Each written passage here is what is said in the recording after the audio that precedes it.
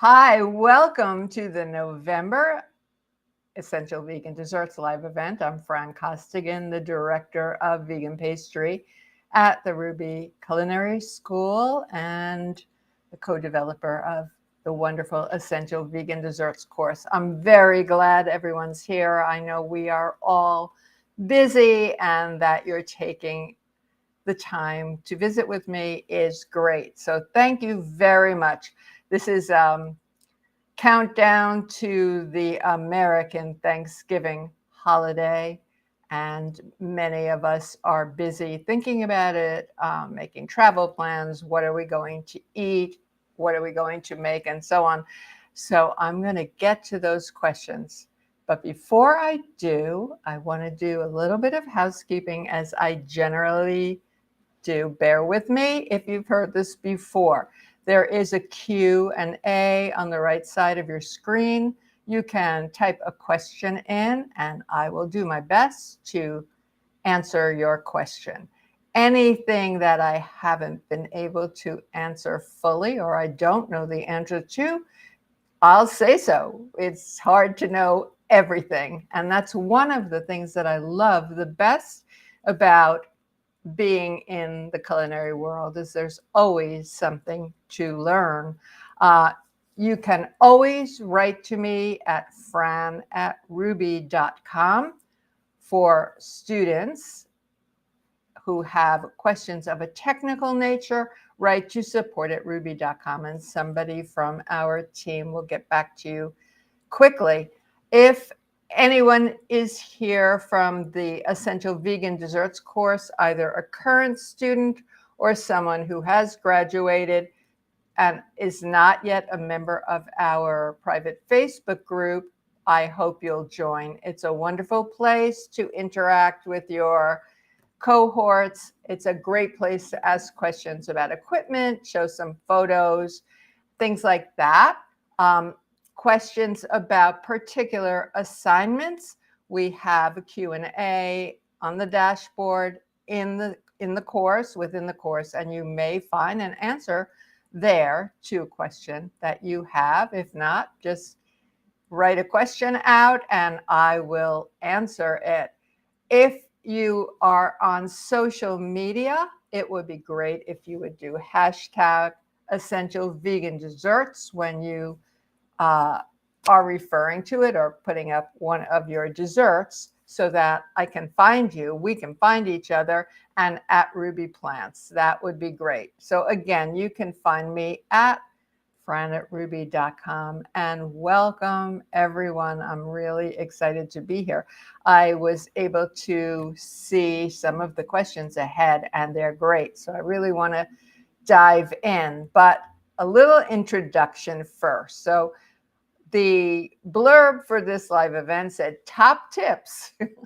And I was thinking about that. There are so many tips around. Well, my top tip, actually, this is what I do for myself, is to make an intention to be relaxed and joyful. What's the point of having a meal with friends and family when you are so stressed about how you're going to get things done? What if something doesn't come out exactly the way you intended to? You'll have a really good time at your own party when you start by feeling relaxed, and believe me, the love will come through to the food. Julia Child said, never apologize about something that you're presenting. So don't do that. So, there are ways to get to this place of being relaxed by planning out how you're going to approach Thanksgiving or any holiday or any party, large or small. Now, in terms of Thanksgiving, whether you're eating a plant-based Thanksgiving or not, the meal is generally a very large one, a very large one. I have always been about the sides. Now, I've been plant-based for close to 30 years. I never really cared for the taste of turkey. It didn't seem to me like it tasted like anything. It was always the sides that were delicious. I no longer like that feeling of being super stuffed after a meal. And while plant-based meals, for me, I've noticed over the years, I don't feel quite as uh, food hungover. Still too much is too much. That said, I don't worry about what I'm going to eat. I don't worry that I'm going to eat more than I normally do. Uh, I am ready to enjoy my large meal. That said, desserts, and there are specific ones that seem to be associated with the Thanksgiving meal. I have always wondered about, eat this big multi-course meal. Mine starts usually with when I have people in, or if I'm at my daughter's house helping her prepare a meal, I'll serve small cups of a vegetable soup, usually a squash soup or squash ginger. I think the spices and herbs that we use can help us with digestion, and a little bit of cornbread. Actually, Patrick, would you show my adorable cornbread sticks if you can? Um, I have this pan. It's not super practical because 1, 2, 3, 4, there's only room for 5, but it makes really adorable corn sticks. And for a pre-meal cornbread, I will make my plant-based cornbread in usually a 9 by 9 inch pan or a cast iron pan. That really gives it a nice crusty bottom, which I personally like, and serve small squares with the soup. And this gives people an opportunity, if they come hungry, to have a little nosh, and me a chance to finish cooking with help or without help. So, again, I started talking about desserts. I find it a little difficult to have this groaning board of desserts right after the meal. But I like to plan desserts that go from super simple fruit desserts, or maybe a lightly gelled fruit soup with lots of fruit in it and a little bit of cream, perhaps, to cakes and pies and creams, so on. So how do you, if you're going to be planning your menu, before you can decide on the recipes, there are a few steps that I suggest you take. Now, the first step is, what is it that your family and your friends like? What is the tradition? People want traditional desserts. I find this very true with my family and friends. If I don't have a baked Alaska and a Brooklyn blackout cake on the table, no matter what the holiday is, I get complaints. So it's, that's not a problem for me at all. But I want to have desserts that will appeal to people who are whole food plant-based, who are looking for something richer. Some people just like a crunchy cookie. Some people want the whole experience. Before you can decide what you're going to make, it's a good idea to stop and think about the flow. Now, at Rouxbe, across all of our courses, mise en place is king and queen and emperor. That means gathering all your ingredients and getting them prepped. But even before that step, or I think of it as part of my mise en place, how much room in the oven do I have? Do I have one oven? Is it a small oven? Do I have multiple ovens? I have an oven that can fit 3 sheet pans. That's really good. I also have this Breville countertop oven behind me that works really well. If you don't have enough room in your oven, then going to stovetop desserts is a great idea, such as our slumps and grunts. And if you aren't familiar with these really early American desserts that work very well for Thanksgiving, there's a live event that you can go into the live event library and find this slumps, grumps, cobblers, crisps, and so on. Many desserts can be made ahead. So that's something to think about. Not only how much room do you have in your oven or on your cooktop, but what about your refrigerator? So I tend to clean out my fridge ahead and get ready to store things, and my freezer too. Are your spices fresh? I think of this almost like a little bit of a spring cleaning. A few times a year, I go into my spice drawer, which is right here, do a little sniffing. I label and date things. That gives me a way to know, gives me at least a ballpark about what is fresh. Now, people really do like pies. Pies seem to be very traditional, a very traditional Thanksgiving dessert. Pies are not my favorite thing to eat, but I do eat them on Thanksgiving, and I want them to be delicious. Now, I did some research, and it seems to me that the most popular Thanksgiving pies, I'd like to hear what yours are if you are a pie eating group: pumpkin, pecan, apple. I love cranberry, pear pies, and galettes. So, and I have a photo. I think, Patrick, I'm just going to ask you to run all the photos right now. Let me know when they're finished on the screen, and I'm going to go grab my pumpkin pie that's behind me. Okay.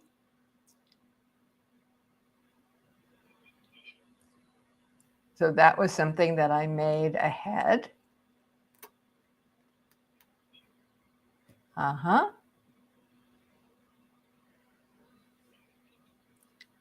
Galettes mean you don't have to use a pie pan. You're still making pie dough, but you're just folding the dough over the filling. It's a really nice thing to do. It's easier and pretty. They're very rustic.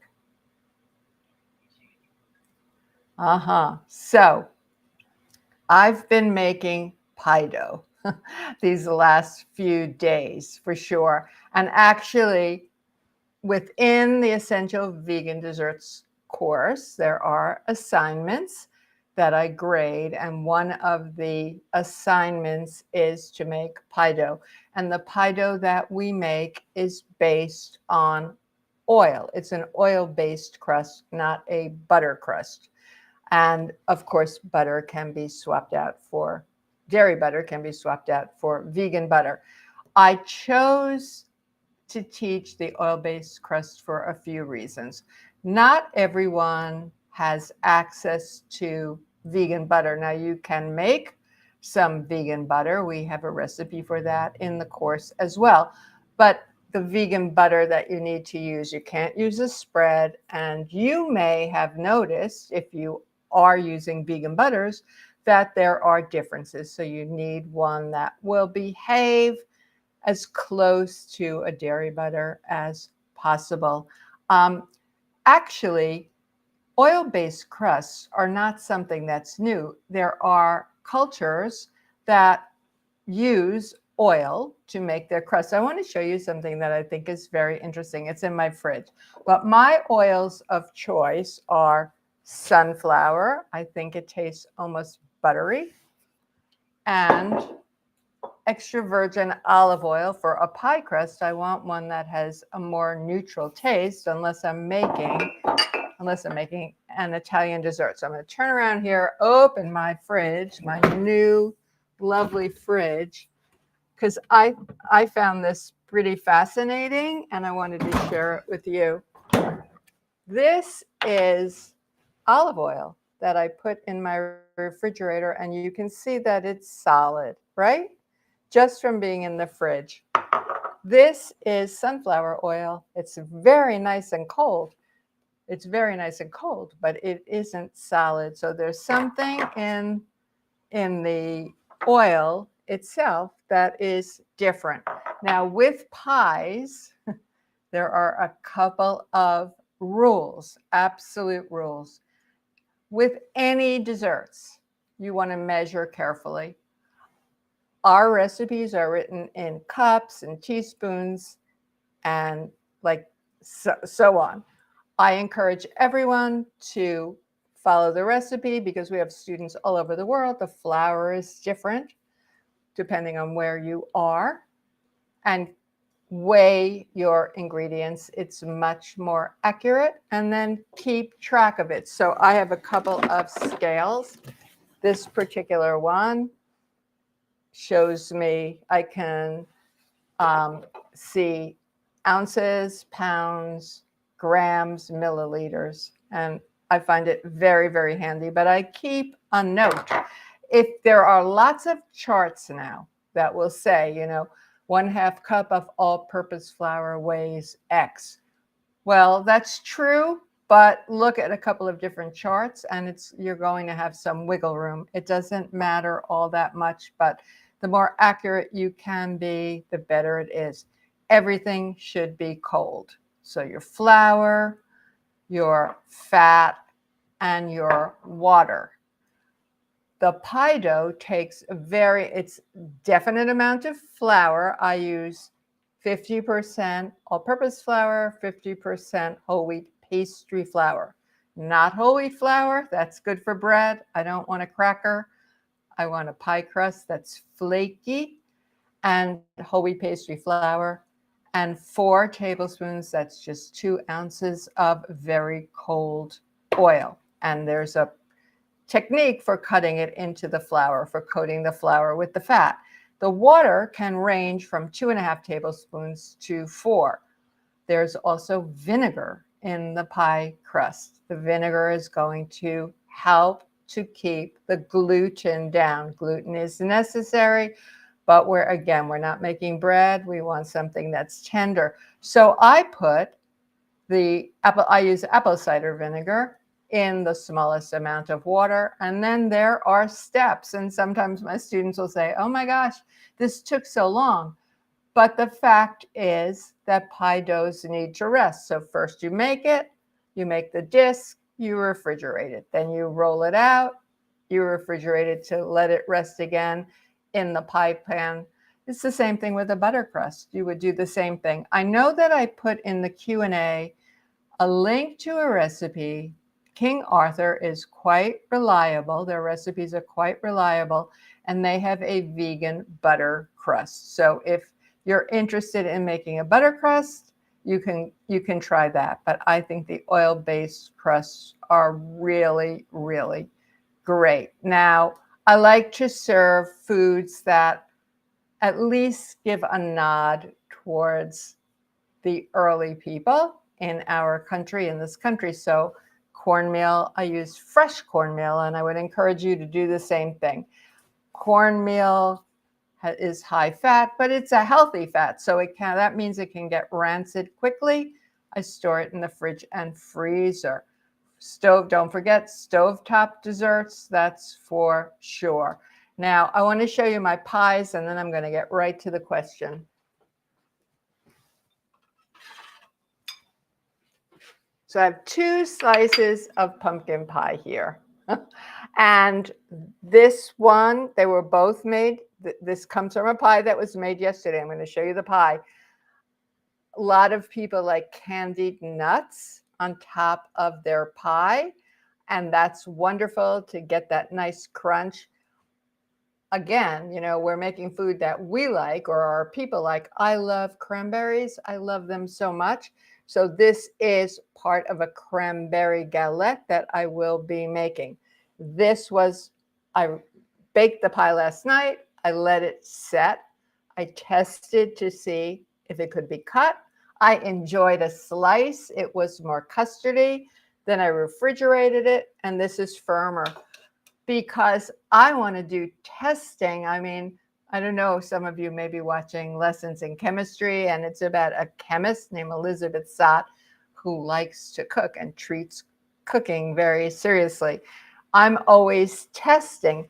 I froze a piece. I could afford to lose this if it wasn't good, but it's actually delicious. So I learned that this particular pie can be frozen. Also, I was with my kids this weekend. They're in Bucks County, and I made a cranberry apple galette. We ate quite a bit. I brought some home. I wanted to see how it held.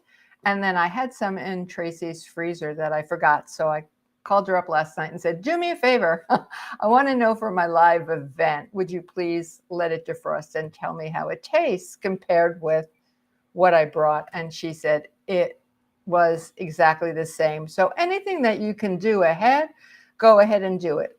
Things that can't be frozen, think in terms of component, what can be made first, what can be made next, and then assemble them as you go along.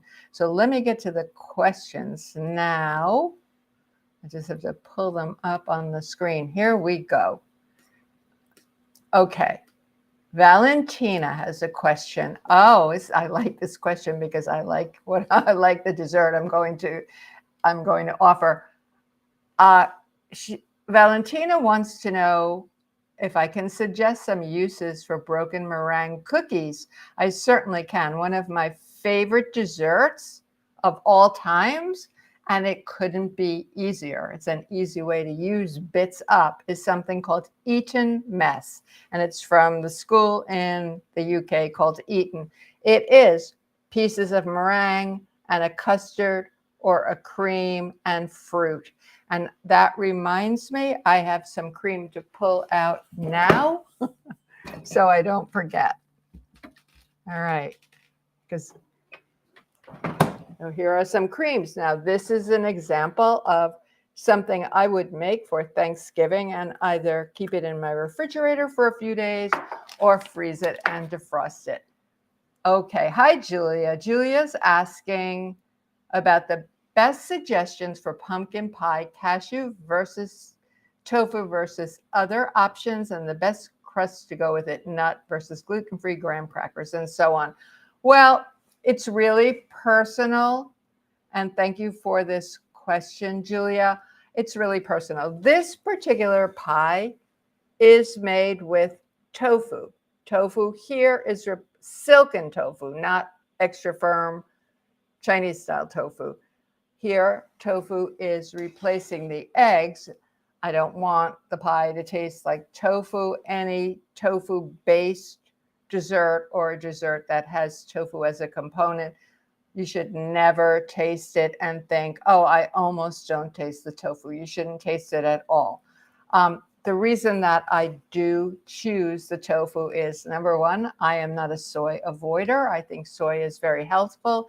There's a lot of protein in tofu. So I have said this before, and I'll probably say it every single time I meet with you, is that desserts are a treat. I don't rely on desserts for my health, but we can make them healthier. Anyone who is here today, who was here last month when registered dietitian Vasanto Molina was with me, and we talked about protein in desserts. So there is sweetener in here for sure. Pumpkin is healthy, and the tofu. So I like that. But I have seen pumpkin pies that are cashew cream based, that some are made with whipped aquafaba. So it's more like a custard dessert. In terms of the crust for your pumpkin pie, this would hold for any pie that you're making. This pie is baked and the filling isn't soft and runny, so I didn't pre-bake the pie crust. I wanted a pastry dough crust. Earlier you saw tartlets that were pressed, made with nuts, or you can use graham cracker crumbs, you can use nuts, you can use oats, you can use dates, anything that will stick together. Press it into the tart pan and freeze it or bake it. You're not going to bake one that is date based, but a nut crust can be baked. So that is entirely up to you. I don't care for, I have never had a gluten-free pie crust to date that I think tastes good. So when I need something that's gluten-free, I do a nut or seed crust instead. Hi, Chef Shar. Oh, this is my very good friend, Chef Shar Nolan, who is an instructor at Rouxbe, and I'm very excited to say that we're getting together tomorrow. But this is a great question, Shar. Thank you for this question. I just want to move the pies out of the way because this is a super question. So Chef Shar is making her own confectioner's sugar using maple sugar. And her question is it necessary to add 1 tablespoon of cornstarch per cup? I've never done that before, and saw a recent video about it. Thank you for that question, Char. So I have all these sweeteners here. So let's just define what confectioner's sugar is. And confectioner's sugar is it is cane sugar that has been pulverized. And it's also called 10X. There are some that you'll see in professional kitchens that are XX and XXX. The more X's, the finer it is. So we can make a facsimile, but we can't really make confectioner's sugar.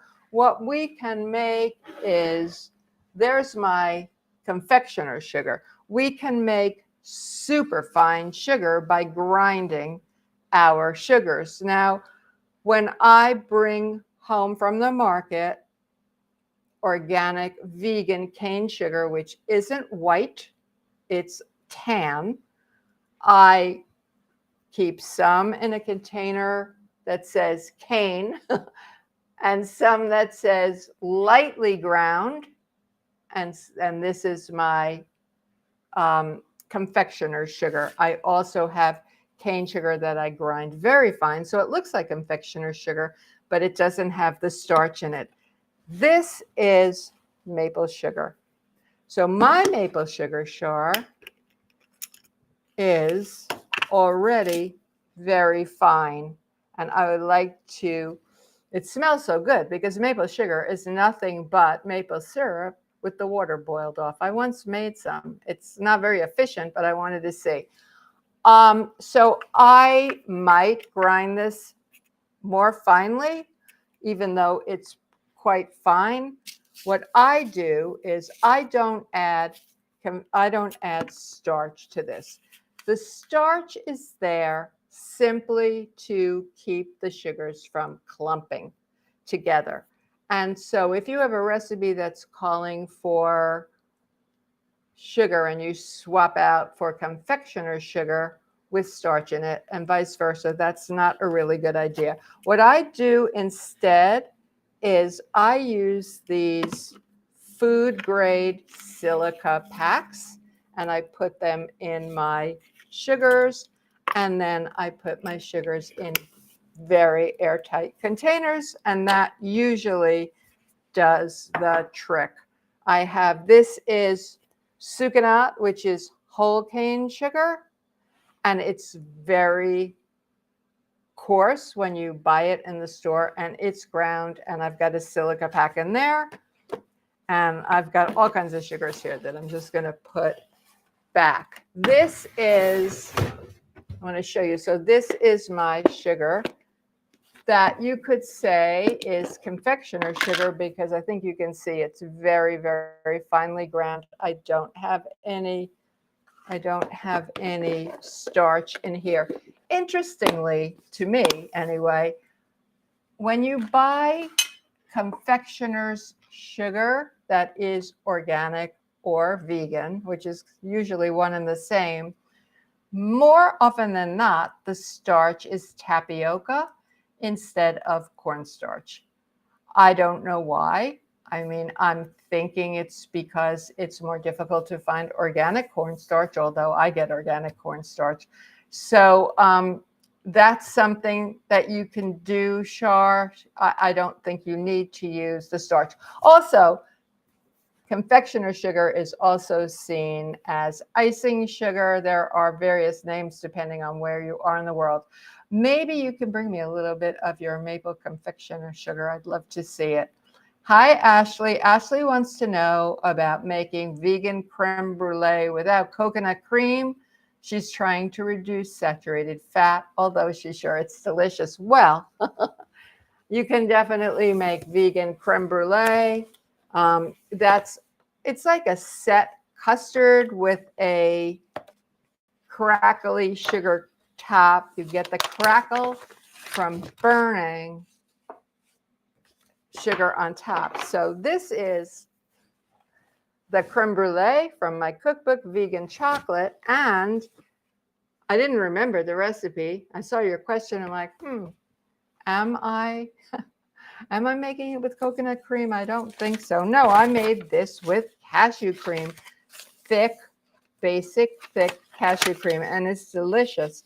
And it's set with a little tiny bit of agar powder. So definitely you can do that, and it will be delicious. Sharon wants to know how she can make her sweet potato pie fluffy.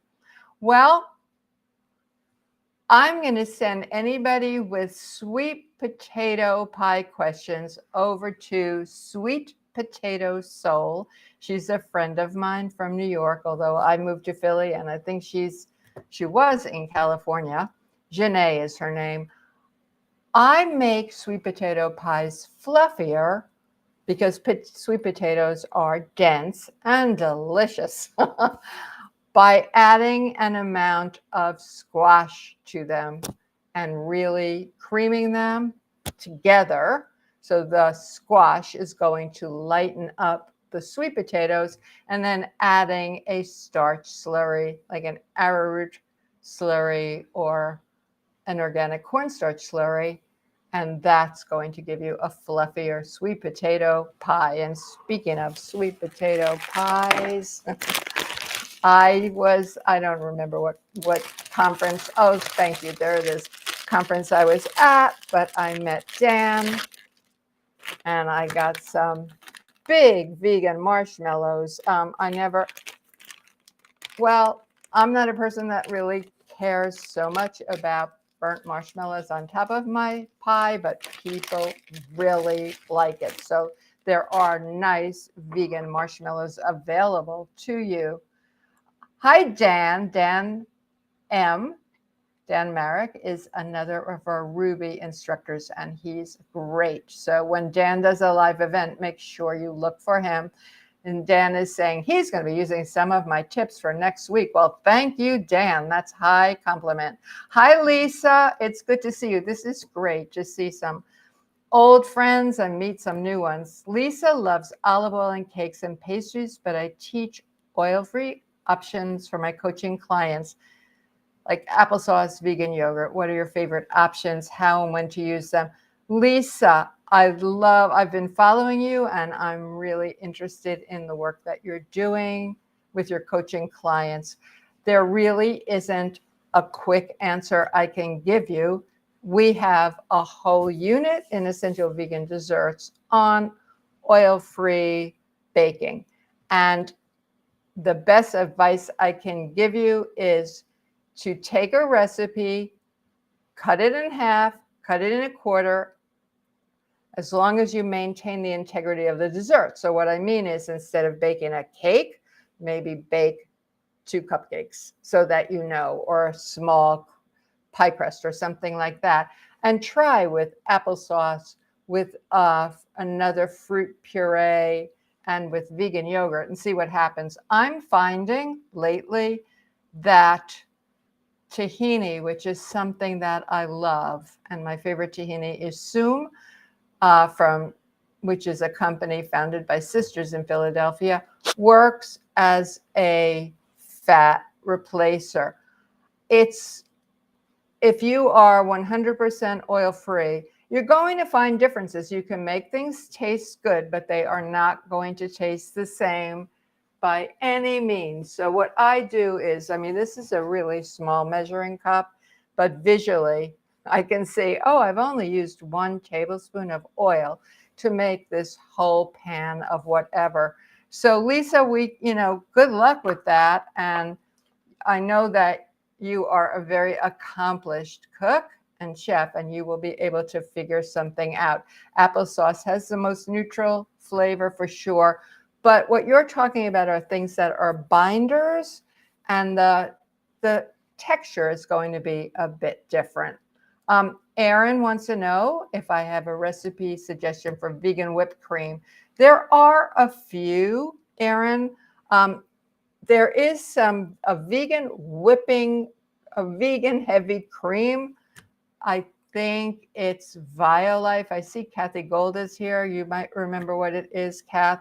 And it makes a really delicious whipped cream. It whips very well. It has ingredients in it that I don't normally use, but whipped cream isn't something you eat every day. Some of you may know the Cake Bible, the Pastry Bible, Rose Levy Berenbaum. She was here visiting me just last week, and I had some of this whipped cream in my fridge. Now, I haven't tasted traditional dairy whipped cream in a really long time. So I asked Rose and her husband Woody to taste it, and they said to them it didn't taste just like whipped cream, but it tasted good. Other suggestions for vegan whipped cream, if you don't want to buy this heavy cream, and they aren't all the same. I tested 3 brands, and this was the only one that I liked. You can do aquafaba, and that whips, it makes a whipped topping, or some people whip coconut milk or coconut cream, the heavy part that is on top of the can of full-fat coconut milk when you keep it in your fridge. So it's definitely possible. Hi, Julia. Julia is looking for gluten and dairy-free dessert options, including pears and almond flour. Well, I like pears. I feel like I bring pears home and I'm waiting for them to get ripe. And if I don't keep my eye on them 100%, they're overripe, and then I will roast them. Yeah, what I would do, Julia, is if you remember the little tart that you saw a photo of early on, that was a cornmeal-based pressed crust, any pressed crust you like, baked with some of this cream. So this, and then I would poach or roast or bake pears, depending on the size of your tart, either thin strips or dice, and put them on top of the cream. And I think that would be great. This is the famous vanilla pastry cream in the course. And I made this the other day. It's so versatile. So if any of my students are here who say, I couldn't get it thick enough, here it is. If that's the case, you're just not blending it long enough so that the agar is activated. So this is the vanilla. And I put a little bit into a ramekin so that I could test that it could be a tart filling, which you can see from the spoon that it can. And what I did here, I love lemon as much as I love chocolate. I added some lemon juice to some of the cream. That tends to thicken it up. I put some lemon zest on top, both because I think it tastes good, and I use organic lemons, so I wash them and zest them. If you don't have organic citrus, really scrub, but this would make a gorgeous tart filling. Any of these cashew creams, when frozen, taste like ice cream. So that's really cool. Carol H. says, I see you have a Roboku. Oh, yes. This is my Roboku. Think of it as, it's what the story goes. It's what the original Cuisinart was based on. And it is amazing. So, Carol, I think of it as the Vitamix of food processors. Carol says it was her first, a very favorite food processor. Then they stopped making the machines for the retail market. Is that a professional machine? Well, it is a professional machine. And if you had a Roboku, yours was as well. This is old. I have had this probably for 25 years. Carol, I've seen them around. So do an online search. I'm sure you can find them. They're super expensive, but really worth it. I have 2 bowls, 2 blades, and I have the vegetable shooter thing, but it's great. Hi, Kathy. So Kathy Gold is also a chef and one of my neighbors. And Kathy did a live event with me on vanilla, all about vanilla. Kathy knows a lot about vanilla. So if you're interested in vanilla, which is a really important ingredient, you can go and find it. Kathy, I'm going to ask you to think about the brand of the cream that I'm talking about. Kathy loves Père Tatin. So do I. So that's like an upside down pie. You know, you can use pie dough in so many different ways. You can make a pie in a pie dish. You can make this free-form or rustic galette. You can do a deep dish kind of a situation. I'm trying to think of something called a, oh my goodness, in the slumps and grunts things, I did this, but where you have a fruit filling and you put the pie dough on top and you cut it into pieces. And that's a very old-fashioned dessert. Feels like I'm having trouble keeping a couple of thoughts in my head right now. Sylvia has a question about gluten-free flour for gluten-free pie crust, and she's looking for a heart-healthy substitute instead of butter or shortening. Sylvia, my number 1 favorite gluten-free flour is Bob's Red Mill 1-to-1 all-purpose gluten-free baking flour. It's complete, and I think it works the best. I just bought some King Arthur cup for cup that I'm going to try in terms of doing a gluten-free pie crust. That's also isn't going to use any butter or any fat. That's a real challenge. I would suggest instead of trying to do that, if you would be open to doing a pressed crust with a nut butter instead. I think that would be probably a better idea. And if you can work on what it is that you want, you know, I'm just saying that, but there are a lot of clever people out here, and this is an evolving situation. Vegan desserts are really taking over the world. Let me know how it goes. Blanca wants to know what are my favorite go-to vegan Thanksgiving desserts. Okay, I know, pretty much know what I'm making already, and my daughter will be making some. I will be doing a cranberry pear galette. Now, let me show you something. This is real life how I do things. What I have in here is, since last night, I've got cranberries that were washed and drained, and I have half the recipe in here. So I have the maple syrup, orange juice, and I reduced the amount of maple syrup for no good reason. Really, I wanted to use some date syrup, which is also called Ceylon.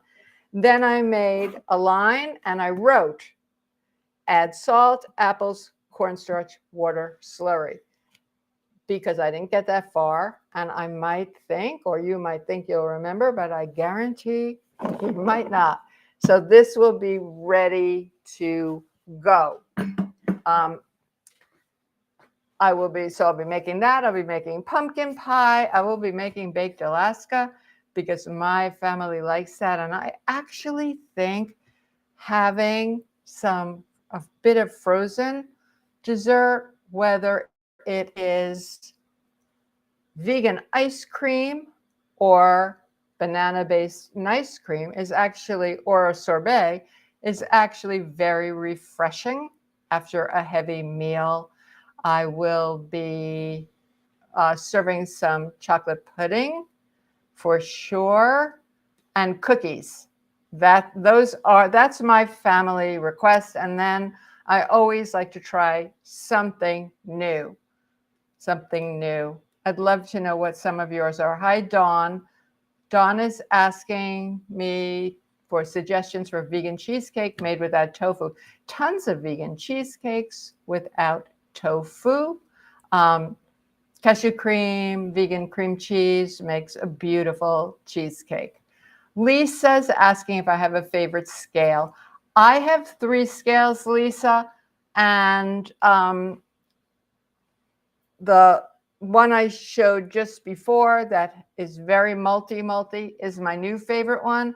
I have a little teeny tiny one. I keep them right in my drawer here that measures under 1 gram. And I have this one, which was my original one that pulls out. Send a note to me, or I'll send a note to you with the brands that I like. I'd be happy to do that. But having a scale is phenomenal. It's just so easy. What I do is I'll put, let's say, zero it out. That's the tare weight. Put the bowl on, zero it out. Put the flour in, zero it out. Put the next thing in, zero it out. And you're really saving bowls, and you know you're being accurate. Hi, Cynthia. Cynthia says, thank you for mentioning tahini. I wanted to ask about tahini, but I thought it was too simple for today. Nothing is too simple for today. Just bought some and thought it was wonderful. Tahini is wonderful. It is sesame seed paste, and there's lots of protein. It's good for you unless you have an allergy to sesame seeds. Lots of protein in it, and I absolutely love it. I'm going to a birthday party next week. The birthday party lady asked me specifically to bring my orange chocolate tahini truffles, and I will do that. Dion has a question. Hi, Dion. Dion wants to know, what's the best oil to use for baking? Not a fan of coconut oil. Been using organic canola and avocado oil. Okay, I'm glad that you said organic canola. Unless canola is organic, it is definitely genetically modified. So if you're using canola, which is it's just an acronym for Canadian oil, it's really rapeseed oil. I use, my favorites are sunflower oil. It's a neutral, but I like it very much. And I like an extra virgin olive oil that's mild. This is California Olive Ranch. If I'm doing an Italian olive oil cake, I use an oil that is greener. And also Dion says he's going to be substituting half the oil with applesauce. Again, I suggest you test, because you're going to have a different result from what you might be expecting. Kathy G's favorite is, I know she charged me with doing this. I'm going to do it, Kath. Pumpkin cookies topped with whipped aquafaba, sweetened with raw sugar and ginger snap flavors, and torched. That sounds delicious. Absolutely. We're going to do that together, Kathy. Pumpkin cookies with aquafaba, ginger snap flavors. Yum. And Thanksgiving, I don't know if it was probably not traditional. I guess it depends where you were. But ginger and fennel and some of the herbs that specifically are known to help us digest are just great. Catherine wants to know if there's a way to make a vegan pumpkin pie. No, pecan pie. Well, absolutely. And I'm going to go to my book again and show you. There's my pecan pie. There are many different ways to do it with cooking together several different of the liquid sweeteners, maple syrup, maybe some agave. Rice syrup is going to give it the stickiness. My trick for pecan pie or anything pecan is I slow roast the pecans really slowly, like a 225-degree oven. I never walk away when I've got nuts in the oven, and that just gives them a wonderful flavor. Dion wants to know what tips I have for decreasing the fat and sugar content in baked goods. Start slowly. The sugar and fat are in baked goods for a reason beyond flavor. Sugar browns things. For example, fat adds, fat has very specific reasons that it's there. So when I left the professional traditional kitchen, I noticed that early American desserts were really sugar loaded. I think sugar was very cheap then, and it also was a way of preserving foods. So I started eliminating some of the sweetener to a point. And some of you have heard me say this. I was working as a pastry chef, and I took almost all the sugar out of the the restaurant's brownie recipe. And the boss said, Costigan, you're making brownies, not brown bread. Put the sugar back in. So you can decrease some. Again, you're going to have to do a test. Hi, Laura. It's good to see you. Laura says she's tried and failed to create a rich, dense gingerbread loaf. She has achieved a delicious ginger cake crumb, but that's not what she's after. Laura is a very talented recipe developer, a graduate of Plant-Based Pro and Essential Vegan Desserts. So I am sure you're going to get this dense gingerbread loaf that you're after.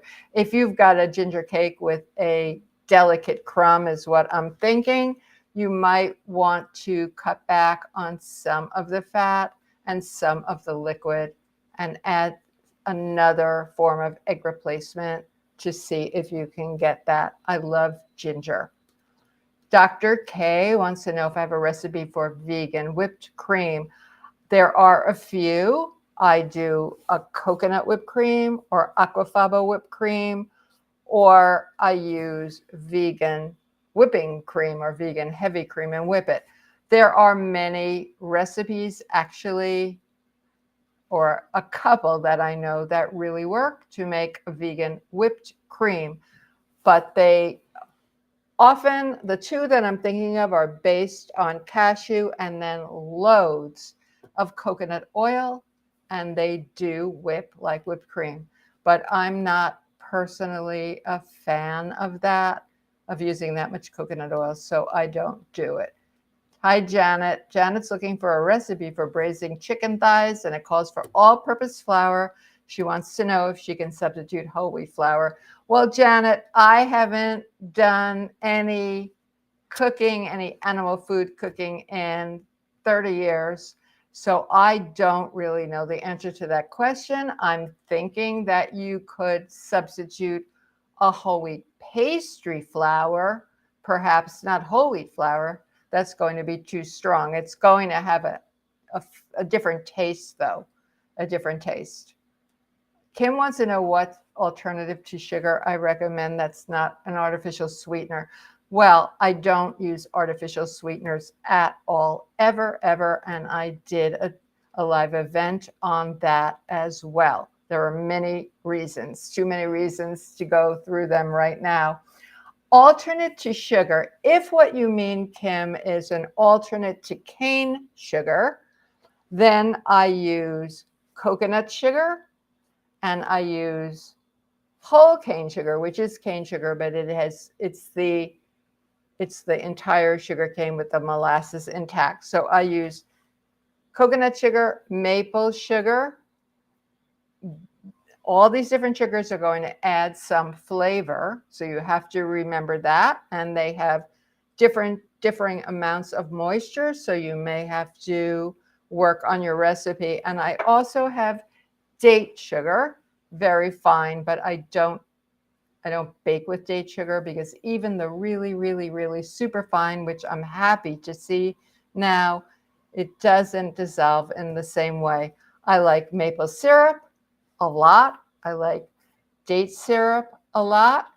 And I like fruit pastes as alternative sweeteners. But you need to really know which is going to work with which. And I don't want to discourage anyone because it's actually super fun to do these things. And, You might have some recipes that don't work out, but unless they're horrible, which is really unusual. I mean, if you use salt instead of sugar, which I did once, you're going to have to dump it. Otherwise, you take your cake that was too dry or too gummy, dry it out or moisten it, keep the crumbs and make a crust. Sally is asking about getting started in the culinary field. She's thinking of transitioning careers from healthcare, not sure what direction I want to go with yet. And you're enjoying the courses online. Well, I'm really glad. You know, when I went to culinary school, I was quite a bit older than everyone in my class. I went to New York restaurant school. My kids were preteens. And I went not knowing where I would land. I mean, I didn't have an idea. I didn't say, oh, I'm going to be a restaurant chef, or I'm going to be a caterer, or I'm going to be a cookbook author. What I will say, Sally, is what you're doing about taking courses is a great step, because there's a lot to learn. And then one of the real beauties of being in this field is there are so many different directions. So you can try them on. Speaking for myself, I worked in restaurants. I didn't really want to be a restaurant chef, but I thought it was important to have the experience, and I'm glad I did. I was a caterer. I was a private chef. That's a wonderful thing to do for individuals. And I've done a lot of teaching, both hands-on, in-person, demo, and online. I've done classes on cruise ships, in spas, and so on. So learn, take these courses, and then try out different things that are available to you and see what you like the best. Jody wants to know, this is a really interesting question. Which one dessert would you serve to a non-vegan family? Here's the thing, Jody and everyone. A vegan dessert shouldn't taste vegan. And in my opinion, you shouldn't say, oh, look, we're having a vegan dessert. That's familiar. So when I talk about my blackout cake, it's a chocolate cake that's filled and frosted with chocolate pudding. Most people like chocolate. Most people like chocolate pudding. It's familiar to them. So pick something that's familiar. Yamil wants to know a good flour mix for gluten-free desserts. I use packaged mixes. I use Bob's one-to-one all-purpose baking flour, but there are so many different gluten-free flours, and you just never want to use just one or two. You really need a combination. You really want a combination.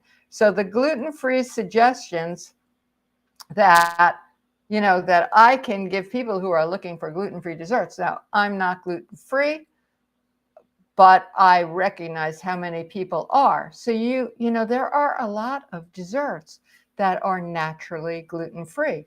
Baked apple, poached pear, for example, lightly gelled fruits, creams, chocolate pudding, truffles. There are so many desserts that are already gluten-free that you can really go there. Lisa says, thank you. I need to take your course. Oh, Lisa, I would be delighted if you would come into the course. Excuse me, I've got this little, I don't know, I don't want to say frog in my throat. Well, anyone who wants to come into the course, I would be delighted to work with you. And Carol says, thanks and have a great Thanksgiving. I want to thank all of you for being here today. And the questions were fabulous. I really appreciated seeing them and having the opportunity to answer them. I'm wishing everyone a happy, healthy, joyous Thanksgiving. And let's take care of ourselves and take care of one another. And I'll look forward to seeing you in December. Take care, everyone. Happy holidays.